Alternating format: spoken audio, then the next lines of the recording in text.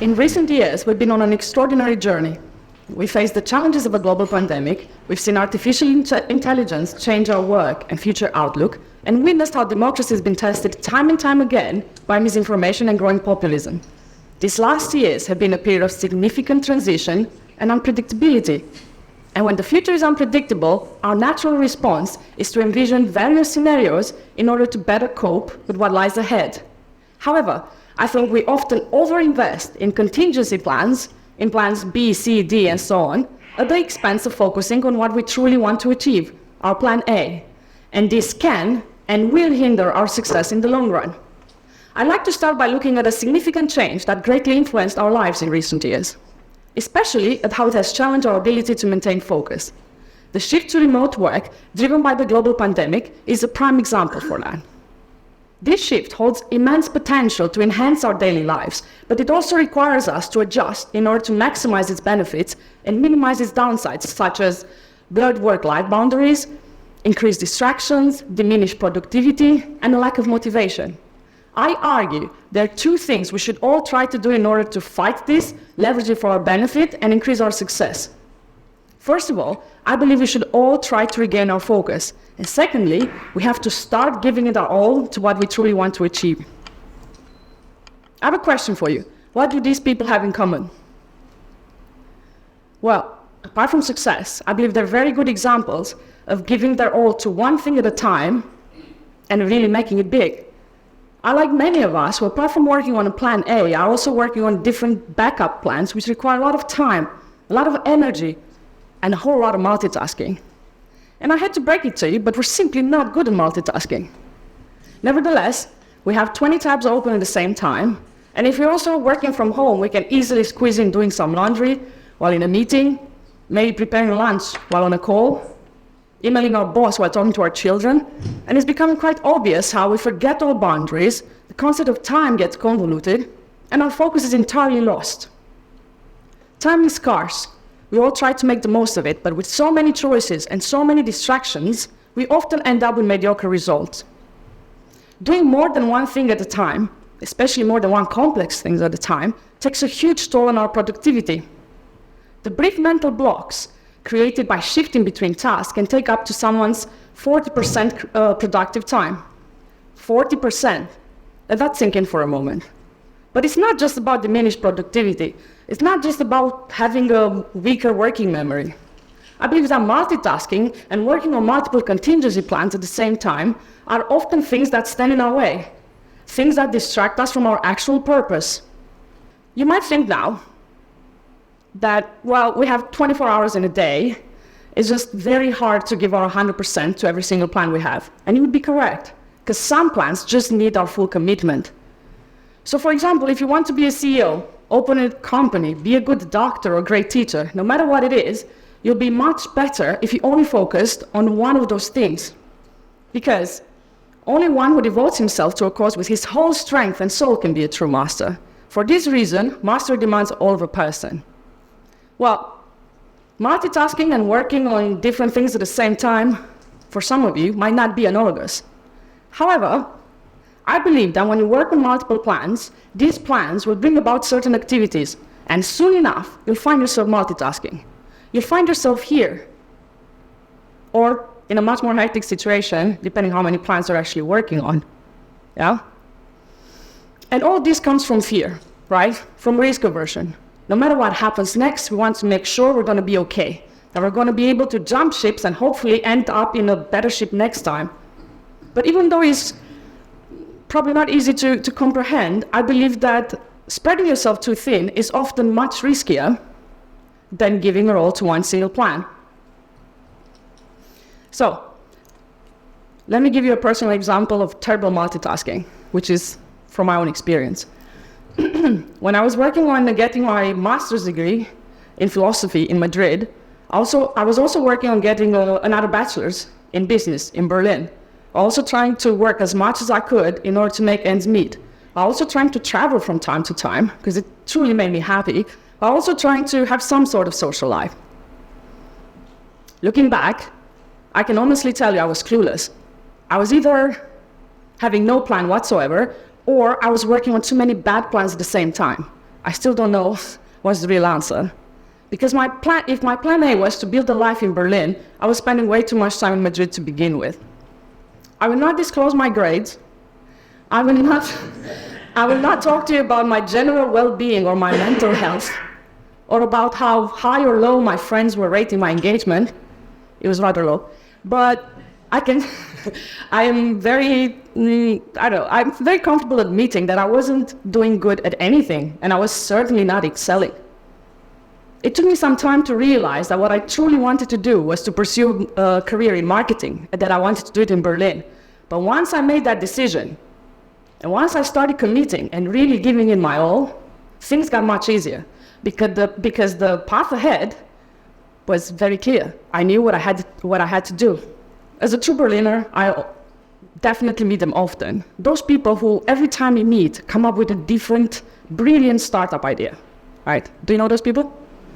Any Berliners in the class? There you go. Where every time you see them talk about that idea, you know they'll never work on it. They'll never achieve anything. Well, I think it's very hard to negate that if you give yourself to one thing only, whatever that thing is going to be of a much higher quality than if you would have only assigned it 25% of your time. Great things take resilience, determination, and a whole lot of focus. And by now it's known that the lack of focus is one of the main reasons why otherwise promising IT startups fail to ever reach the pinnacle of success. For the last 10 years, I was working for tech startups and scale-ups, and I had the privilege of meeting fantastic founders with fantastic ideas, with not so fantastic success rate. Why? Because they were simply working on too many things at the same time. I once worked for this unicorn, which had a pretty complex product portfolio. Like, onboarding was always a pain, especially for non-technical people. And their purpose, their objective for the year was to increase the revenue, to sell more. Yeah, which is pretty normal. Nothing unusual there. However, the product and tech teams focused solely on developing new products. Well, surprise, surprise, none of these products were selling, because none of these folks had the time to onboard and train the commercial teams that were supposed to sell these products. What is worse, their one product that was bringing the bulk of the revenue started to decline in quality because no one had time to respond to customer feedback and make any improvements. I'm not trying to tell you that if you actually start your company, you should only develop one product. No. But if you choose to focus on the revenue, make sure that this is somehow reflected in the way you assign your resources, and forget all about the other choices. According to the paradox of choice, having many choices opens the door to regret, dissatisfaction, and self-doubt. First of all, choice overload can make some people feel so overwhelmed that they simply can't make any decision. So from a situation where you can choose between 10 different plans, you end up choosing nothing. And this is a situation often associated with depression, in which you don't want to linger for too long. Second of all, your expectations will increase. You will think, well, with so many plans, there has to be a perfect one. And if it isn't, your disappointment and your regret will be so much deeper, because you'll always wonder what would have happened if you would have chosen the plan B. And last, by now maybe this becomes a bit apparent, your level of commitment and effort is going to be much lower if you spread yourself so thin. Just like your productivity will decrease when you multitask, so will your success rate when you work on multiple things at the same time. So what can we do? Well, first of all, you need to know what truly makes you happy. What are you capable of? What are you good at? What can you learn? So do your research and make a choice. Like this. And once you make your choice, commit. Commit to give your 100% to make it happen while eliminating all distractions, or most of them, and focus. And if after some time you realize that no matter how hard you work on that plan, you're just never going to make it, that's okay. Scrap that plan, come up with another one, and start all over again.